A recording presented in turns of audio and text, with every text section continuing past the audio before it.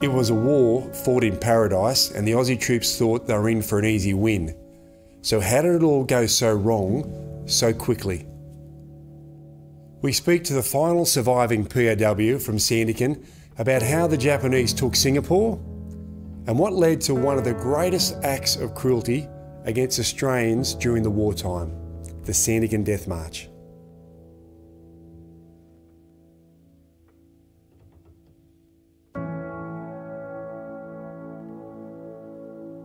One of the things, and I think it still prevails, is the lack of knowledge we had, our side had, of the behaviour of the enemy. We had no idea of it. We were still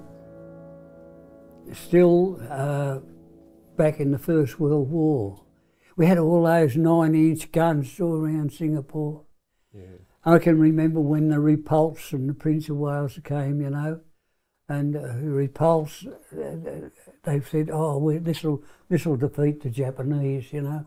I can remember the day they sailed, I can remember seeing the Repulse sailing out from Singapore. 8 hours later, it was at the bottom of the sea. 8 hours. 8 hours later. So planes come, boom, boom, boom, boom, see, and sunk them. Sunk them all. At Singapore at that time, everyone feels pretty comfortable that it's impenetrable. The Japanese are not going to come and knock it over. Yeah. Explain to us how or what happened and how quickly our boys like Billy got shifted off to the POW camps.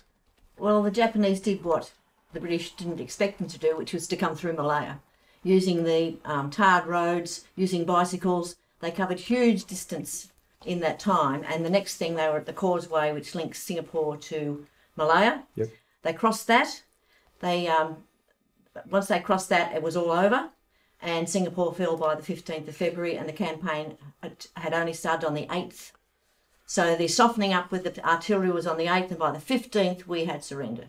So everybody was in retreat into a confined area in Singapore. They lay down their arms, they marched out to Changi military camp, which was turned to a POW camp, and from there, the more than 100,000 who'd been taken captive. 110,000, 120. 15,000 of whom were Australian. About 30,000 plus British, and the rest were Indian.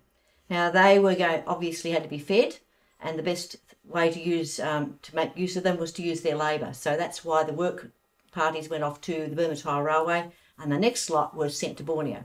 And Billy was on the draft, the first draft, that went to Borneo in July of 1942, and that was called B-Force. These huts were all built beautifully straight, built by the British, you know, and they were all in a straight line, and everything looked right from a distance.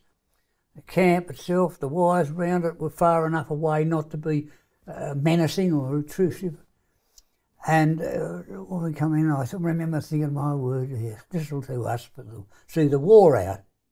And of course, we didn't think so that night, because it rained, and someone had been, the natives and locals were around the place, had helped themselves to parts of the roof, and one thing and another. And all of a sudden, boom, was pouring down into here, in the monsoon or whatever. There's a great big leak in the thatch. Oh, no.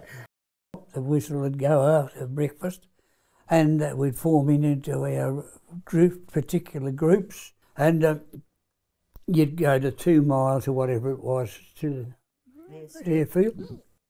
I remember the first time, I thought the bloke was joking. He pointed to a hill. It was, 100 or so, it looked like 1,000 feet high. It was 100 or so feet high. He says, chunkle there, like the big chunkle. There, basket, grab a basket and chunkle and grab it. He said, itchy man, itchy basket, so many baskets each hour, and there to do it, you know. You'd walk backwards and forwards. You'd take the basket, you'd push it to the face of the hill, this hill, that's got to go, and you push it in that valley over there.